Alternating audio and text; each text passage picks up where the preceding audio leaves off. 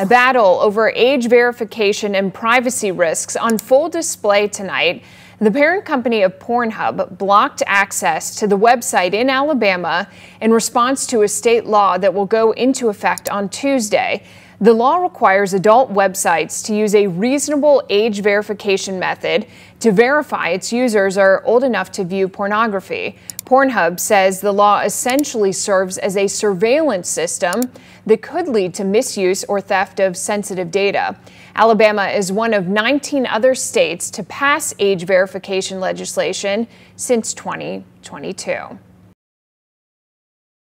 Hey folks, Dale Jackson here for Yellowhammer Now, and I have one of the more pathetic stories I've ever covered, and I have to share it with you. Now, I suggest you hang out until the end because it is really amazing.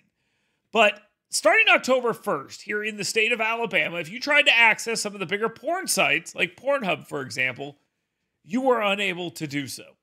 And apparently this has upset a lot of people. Stephanie, critics say there are some real privacy and free speech concerns in this bill. Yeah, good morning. That's exactly what some of these companies are raising as they really start to battle this out, as this fight really begins between adult content sites and the United States. But over the weekend, it's really been throwing people in Texas for a loop because data shows that Google searches over the weekend for websites like this, or VPNs, which are virtual private networks which disguise your location online, have really skyrocketed. Now, not only is this very sad that this is an actual news story and we're somehow framing this as the bad guys are the individuals who are saying, hey, we don't want kids to access pornography. But I want to point out an even more pathetic occurrence in all of this, other than a bunch of people sitting at their computers upset because they can no longer watch pornography.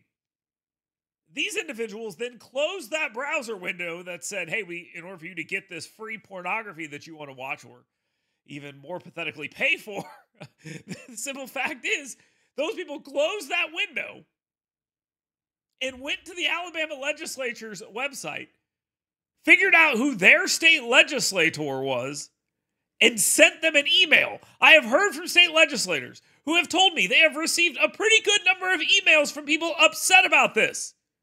Think about this. You're a grown man, and you went and emailed your legislator because you would have had to have shown your ID in order to buy pornography online. What is wrong with your life?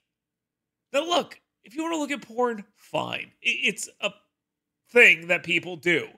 Not going to suggest it's normal, and I'm sure as hell not going to tell you that it is good for you. There are plenty of studies that have been done that will show you that people who regularly consume pornography have worse lives. In some instances, some people who are experts in some of this say that all of the people they've run into in prison, well, they're addicted to pornography. I look at this as a kind of addiction. Like other kinds of addiction, I would keep looking for more potent, more explicit, more graphic kinds of material. Like an addiction, you keep craving something which is harder, something which gives you a greater sense of excitement, until you reach the point where the pornography only goes so far. You reach that jumping off point where you begin to wonder if maybe actually doing it will give you that which is beyond just reading about it or looking at it. All of that is true. Ted Bundy's not just trying to manipulate people, he's telling the truth. What he is saying there is accurate. There have been studies done that show it.